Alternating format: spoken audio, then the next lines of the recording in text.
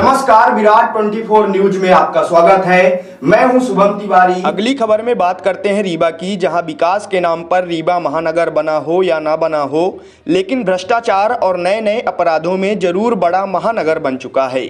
रीवा में एक हवाला कांड का खुलासा है। उक्त खुलासा सीआईडी के द्वारा किया गया है। दरअसल ओम इंटरप्राइजेज नाम के खाते में 210 करोड़ का लेन देन हुआ है और इस खाते का उपयोग सैकड़ों लोगों ने किया है। इस खाते में नगद 20 से 25 लाख रुपए जमा कर शीघ्र ही दूसरे खातों में ट्रांसफर किया जाता था और उस पैसे से होजरी का कारोबार होता था।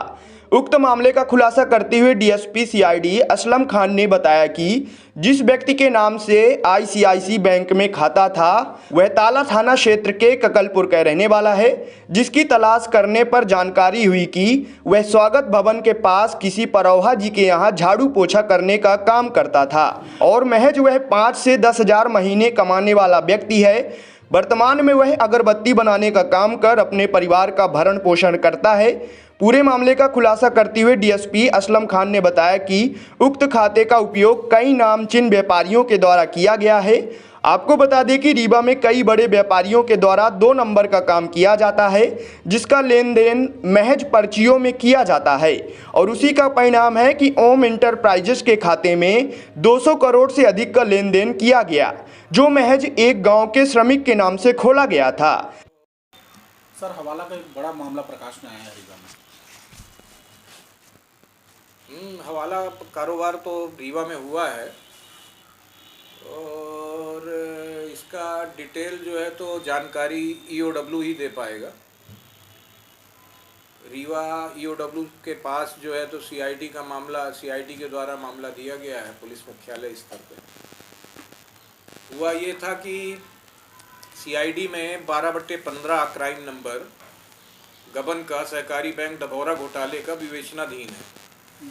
इसमें जो इफेक्टिव खाते हैं, बैंक खाते हैं सहकारी बैंक के, आईसीआई बैंक के, एसबीआई बैंक के, उन खातों का जब विवेचन किया गया तो आईसीआई बैंक में ओम इंटरप्राइजेज नाम से एक ऐसा खाता मिला जिस पे 40 लाख रुपए भेजने के प्रयास 3 चेकों के माध्यम से किए गए थे और ये 40 लाख रुपए हमारे प्रकरण के थे और सब कुछ सही होने के बाद भी उस खाते में पैसा नहीं गया और वो पैसा लौट कर प्रकरण के सह अभियुक्त श्री कृष्ण मिश्रा को दे दिया गया।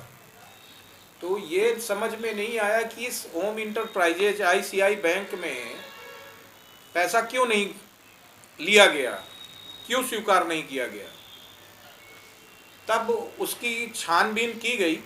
उस खाते पे पैसा तो नहीं गया था, लेकिन खाता किसका था, किसको देने का प्रयास हुआ ये 40 लाख रुपए सही अभियुक्तों के द्वारा। तो उसका जब विवेचन किया गया तो उस खाते का जब डिटेल निकाला गया तो ओम इंटरप्राइजेज द्वारिका नगर के नाम से कोई फर्म रजिस्टर्ड हुई थी, जिसका पंजीयन वहाँ से था, बाजार मुद्रा कोष से था रजिस्ट्रेशन, लेकिन स्पॉट पे जाने पे वो जगह, वो स्थान नहीं मिला जिस नाम से वो रजिस्टर्ड था फर्म।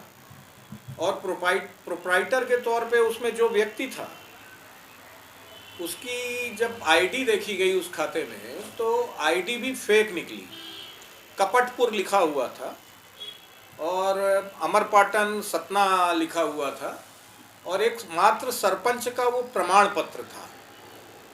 तो उससे ढूंढा गया, लेकिन बड़े मुश्किल से वो गांव मिलते उस नाम का ककलपुर नाम का एक गांव मिला वहाँ पर अमरपाटन के पास। तो उस खाते में लगी फोटो के आधार पे हमने उसको ट्रेस किया। तो वो व्यक्ति जब मिला तब उस व्यक्ति को हमने जब लोगों को दिखाया, ककलपुर के आसपास लोगों को, तो उन्होंने पहचाना कि ये व्यक्ति ये है और ये अगरबत्ती वगैरह बनाने का अभी वर्तमान में सतना में व्यवसाय करता है। 5-10 हजार रुपये महीने का आदमी है ये।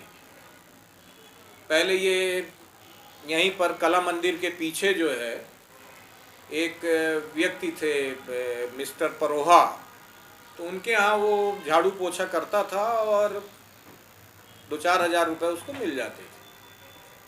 जब इस तरह के व्यक्ति का पता चला कि ये प्रोप्राइटर है और इतने बड़े खाते का प्रोप्राइटर है और 40 लाख रुपए इसके खाते में गबन के आ रहे थे, तो उस खाते का जब विवेचन किया गया तो उस खाते में करीब 60 करोड़ के आसपास का लेन देन था, लेन देन पाया गया 60 करोड़ का उस खाते पे। होम इंटरप्राइजेज के नाम से आईसीआई बैंक रीवा के खाते में 60 करोड़ का लेन देन पाया गया, इस 5,000 10,000 रुपये महीने वाले आदमी के खाते में।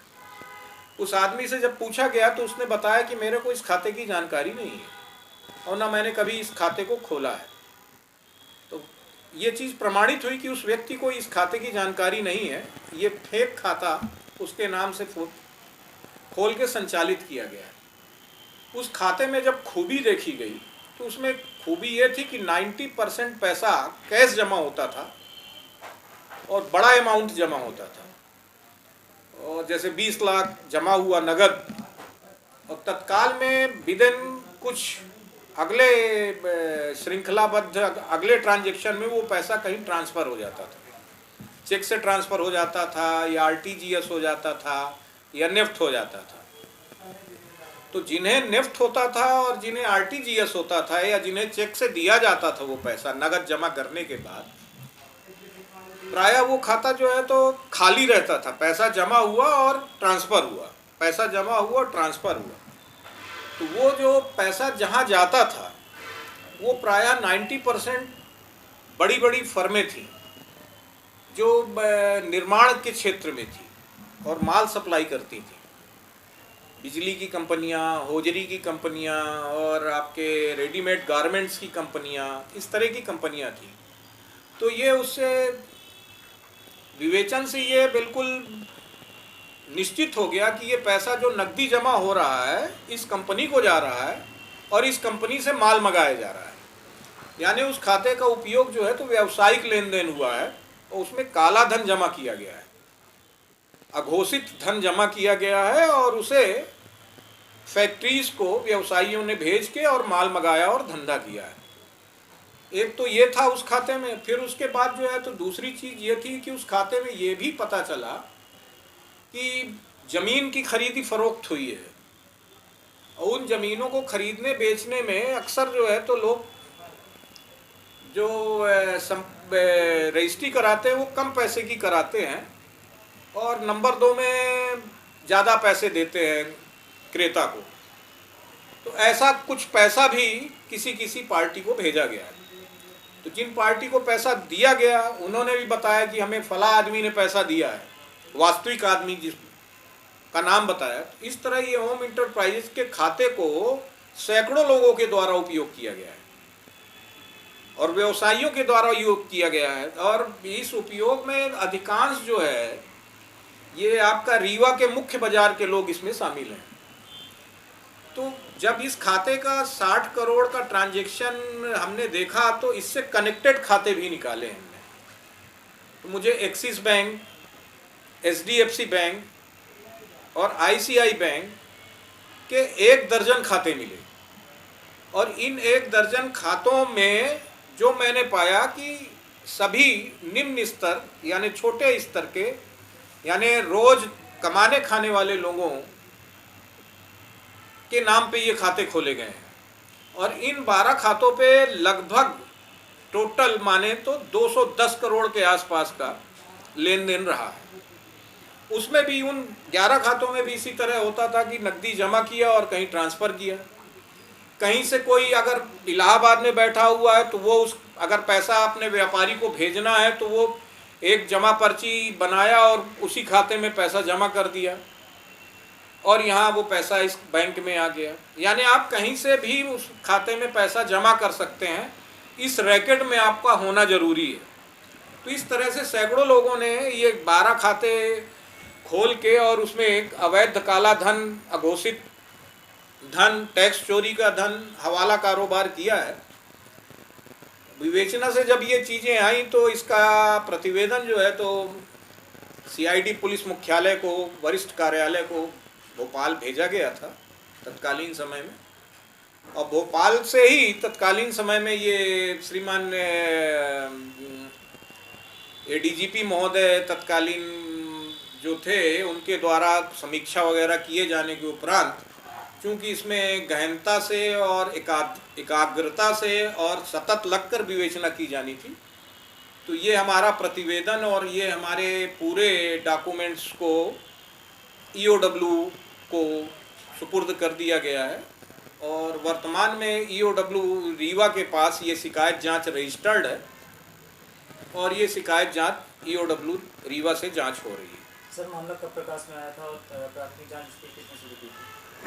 ये मामला जो है तो 2019 के आसपास प्रकाश में आया था और इसमें करीब साल भर का टाइम लगा इसको और उसके बाद जो है तो ये ईओडब्ल्यू को दिया गया है और ये 12/15 सैंडरीज घोटाले से निकला हुआ एक नया अपराध है। इस गिरोह में किनका नाम है? इस गिरोह में नाम चूंकि ईओडब्ल्यू के क्षेत्राधिकार का है अथा नाम नहीं डिस्क्लोज कर रहा हूँ, मैं नहीं खोल रहा हूँ। और में तो आ गया नाम, हमारे नाम पे आया है, हमारे कुछ नाम आए हैं इस पे और वो जानकारी में है जिसे मैं वर्तमान समय में बताना उचित नहीं समझ रहा हूँ। कुल कितने लोग हैं सर? और इसमें जो है तो सबसे बड़ी बात यह है कि इसमें जो फैक्ट्रीज को पैसे गए हैं वो फैक्ट्रीज ने माल किसको दिया है उस पैसे के एवज में। जब ये चीज का खुलासा होगा तब वो हर व्यक्ति चिन्हित होगा जिस व्यक्ति ने नकदी जमा किया है।